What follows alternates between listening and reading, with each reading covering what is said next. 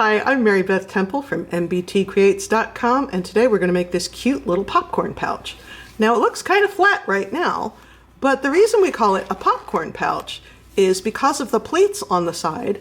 As you stuff it with the items you need to have in it, it expands, much like when you put popcorn in the microwave. Now this is a medium-sized one. It's 5 inches wide by 8 inches tall, and you will notice as we go farther that I cut my fabrics to 9 inches tall by 18 inches wide. And if you think about that for a second, you'll notice that my width is twice my height. So if you want to change the size, make it a little bigger, make it a little smaller, just make sure you cut your fabrics so the height is your number and the width is twice your number. But let's jump right in and take a closer look at the supplies. If you can see my messy workspace in the back, no you can't. We are going to use our outside fabric. This is a Coca fabric. This video is not sponsored. I just like it. It's got puppies on it. I cut one of these 9 by 12. I cut my lining. I'm going to use these black polka dots, also 9 by 12. I cut some interfacing. I used a lightweight. I think I would have gone medium weight, except the Coca fabric is pretty heavy, so I think a light is going to be fine. Also 9 by 12. I cut 2 pieces 6 by 2 of the lining fabric, and I have a zipper. I want my zipper to be longer than 8 inches. This is pretty huge, but it's what we had laying around. So we're going to go ahead and iron our interfacing on to the fabric. Once again, since the Coca fabric is a little bit heavier than a traditional quilting cotton might be, I'm going to put the interfacing on the lining. I don't think it matters a whole lot which piece of fabric gets the interfacing on it as long as one side does. Alright, I have the rough or the sticky side of my interfacing facing down onto the wrong side of the lining fabric. And if you look at my iron here, I have turned off the steam because you don't want steam when you are fusing interfacing. And what I like to do is go over the whole thing first just to kind of hold it in place so that I don't get any weird wrinkles or anything like that. And then I'm going to go ahead and follow the manufacturer's instructions and keep the iron over the interfacing for a couple of seconds without moving the iron back and forth. Then I'm going to go to the next spot, leave the iron, go to the next spot, leave the iron. So I want to make sure that it's nice and firmly attached all the way around, but I don't want to iron back and forth. And when I'm finished with this, I'm going to turn it over and just give it a quick press on the right side of the lining fabric just to make sure everything is stuck down the way it should. Alright, I have a little sandwich going on here, and what is happening is I have my outside fabric facing up, so right side up. I have my zipper right side down. Now I want to point out that this particular pattern with the dogs on it has a top and a bottom. If you're working in a geometric pattern and it doesn't matter, then it doesn't matter. But if you are working on something that has a direction, it's nice if the zipper pull when the zipper is closed ends up at the top. So, fashion fabric right side up, zipper right side down, fused lining right side down, and everything is clipped. So I'm going to change to my zipper foot because I haven't done that yet, and I'm going to stitch right along this line. Well, as luck would have it, I cannot find the zipper foot for this machine because I'm having that kind of a day, so we are just going to muscle through. So I'm going to go ahead and stitch here.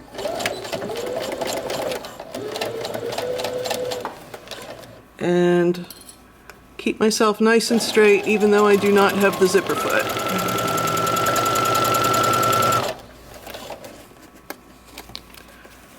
I had pulled the zipper tab up to make sure I had everything facing the right way, but right now I'm going to move it out of the way so I don't get stuck anywhere.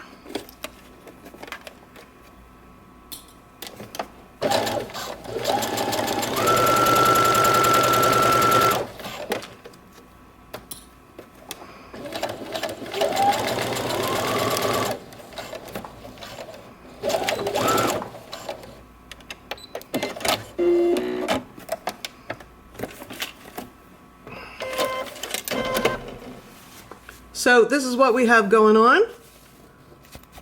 Zipper tab toward the top because it is directional. Right side of my fabric over here and the right side of my fabric over here. I'm going to press this open and then top stitch right along that line.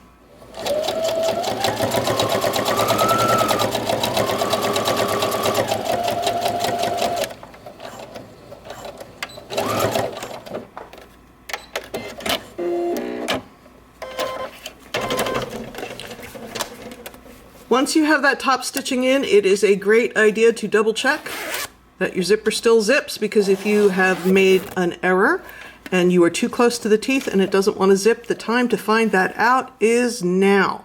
Now we're going to go ahead and set up the other side. We're doing the exact same thing on the other side. The outside of the fabric, the fashion fabric, is facing up.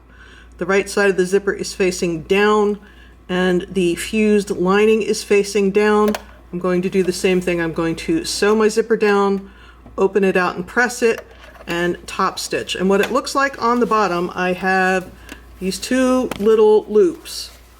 They're right next to each other. So there's my fashion fabric and there's my lining. So let me go ahead and stitch this half of the zipper, and then we'll turn it right side out. And if it's zipped, it'll look like this. So I have a tube with my fashion fabric on the outside, my lining on the inside. So I'm going to go ahead and press this and top stitch it, and I'll be right back. This next bit is optional, but I am a big fan of using zipper stops to make sure my zippers are secure. I do have video here that you can watch that is just about zipper stops, but I'm going to use my metal zipper stop. What I want to do though is make sure it's a little more than a ½ inch in from the side, because what I do not want is to hit it with my needle. So I want to make sure that it is not sitting in the seam allowance. Remember, this is optional. Not everybody is as compulsive as I am, but I do love my zipper stops. So after I get my zipper stop seated with my pliers, and then I'm going to squish it like I did in the other video, then I'm going to cut the excess off. And since this is a nylon coil zipper, I can use just my fabric shears and cut right through that, and we will get rid of this guy. Next, I'm going to go back to the iron.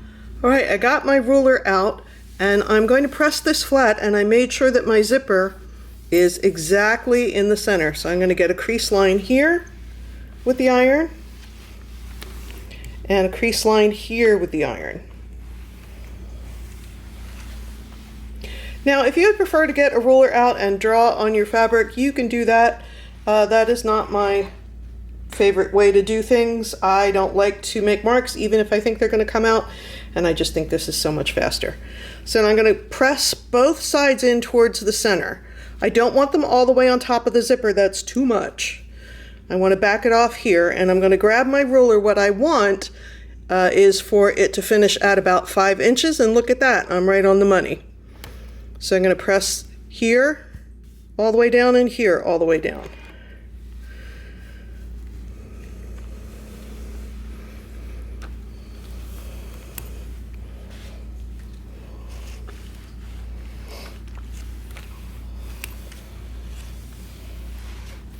All right, close enough. Now, the creases that I just made are going to fold to the inside.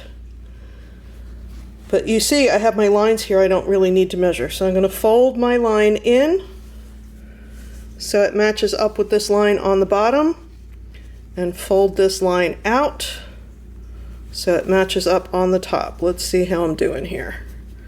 There we go. There's my line. There's my other line. And I want to make sure this is laying flat. So if I have to make any little adjustments, that is totally fine. So this is what's going on. The crease that we made is here in the center, and it's close to the zipper, but not, not right on top of it.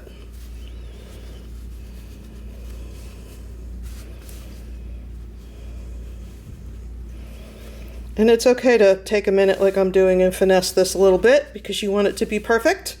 And then we're going to iron the heck out of it. In fact, I think I'm going to put my steam back on.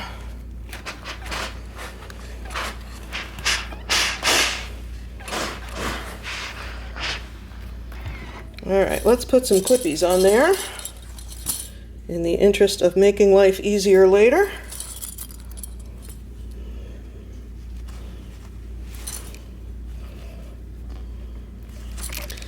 Now I'm going to do the same thing on the other side, and I think I'm going to hit this one more time because I don't think I got such hot crease lines before, but we're going to get them now. Fold in, make sure I'm finishing at 5 inches, which I am. Let's double check on the other side. I think I've made a few of these. I'm eyeballing pretty well today. All right, let's give this some steam so I can see the crease lines a little better.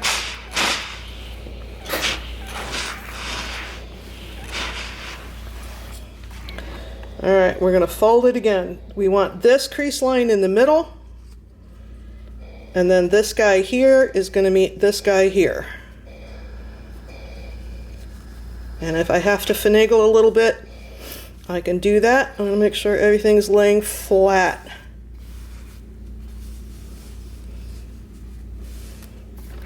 And hit that with the iron.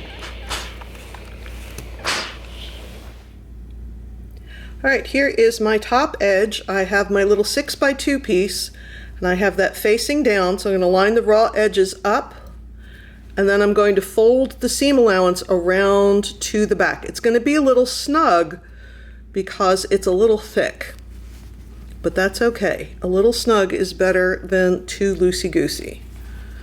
So I'm here. I'm going to fold the seam allowance around to the back and really give it a tug.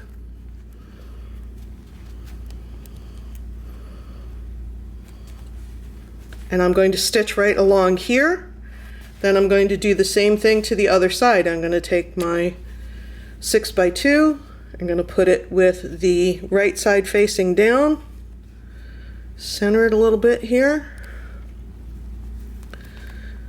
and clip it with the seam allowance going around to the back. And it's okay to give it a little tug because you can see this is very thick. Now some of it is because this coca fabric is a little thicker than I would have gotten with quilting cotton. So if you are nervous about this at all and you want to cut your little binding piece a little bit bigger, that's totally fine. Better to have too much than not enough. So I'm going to top stitch along here.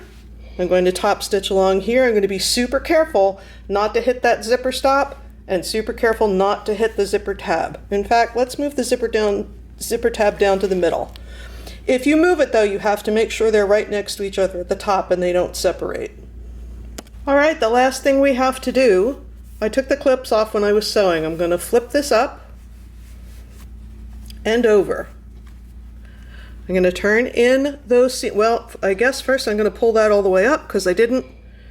I'm going to turn this seam allowance in and press it. I'm going to do the same thing on the other side.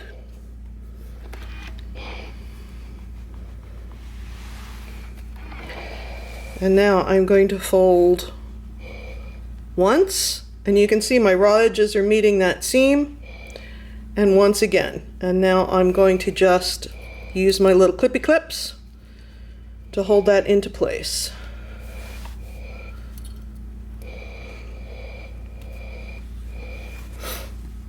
And we're going to do the same thing on the other side. We don't really need these, they were just here to make sure nothing flipped out when I was sewing. Let's check that zipper one more time. We're good, everybody's laying flat. Okay, so I'm going to pull this up. I'm going to fold in my seam allowance and press.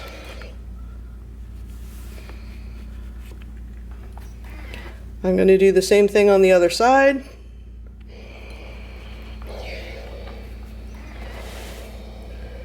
I'm going to fold and fold. One thing I want you to notice, this is the right side of my pouch. And here is my little strip on the end, my binding. You'll notice on the other side it's the least little bit wider. And I do that on purpose because when I stitch in the ditch right here, which is what I'm about to do, then it is going to make sure, because this is the least little bit bigger, that I catch it. What I don't want to do is stitch in the ditch and miss on this side, and then it looks kind of sloppy. So I'm going to go ahead and stitch in the ditch right here on both sides, and then we're finished. I will also say that I noticed I have a fair amount of opening over here, so I think what I'm going to do is stitch down the short side and then stitch in the ditch and then stitch up the other short side. And I will say I pressed the heck out of this to make sure nothing moves.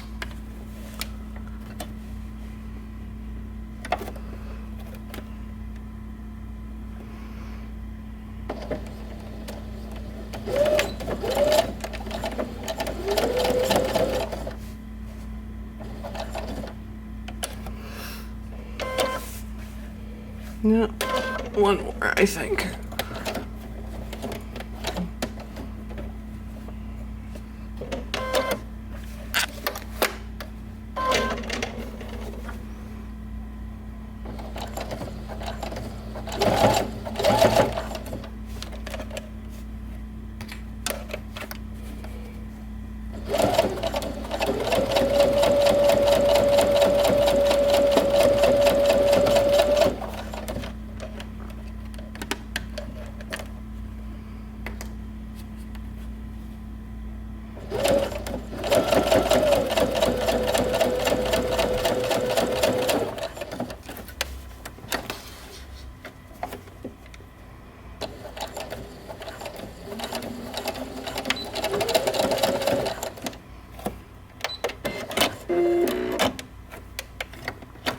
And before we get too far away, we want to go to the other side. And just like I said, because it's a little bit wider, we caught it perfectly. So let's go ahead and do the other side, and then we're all done. So here we are. We have our cute little popcorn pouch, nice and flat when I don't need it. We have our lovely coordinating lining and our little pleat in there. And if we had to stuff some things in there to use it, of course I'm using yarn because it's always yarn if it's at my house. But you can put any number of things in here and zip it up. It expands to accommodate whatever you need to put in there. Once again, I'm Mary Beth Temple from mbtcreates.com. Thanks so much for hanging out with me today. Look forward to seeing you again here real soon. Bye-bye.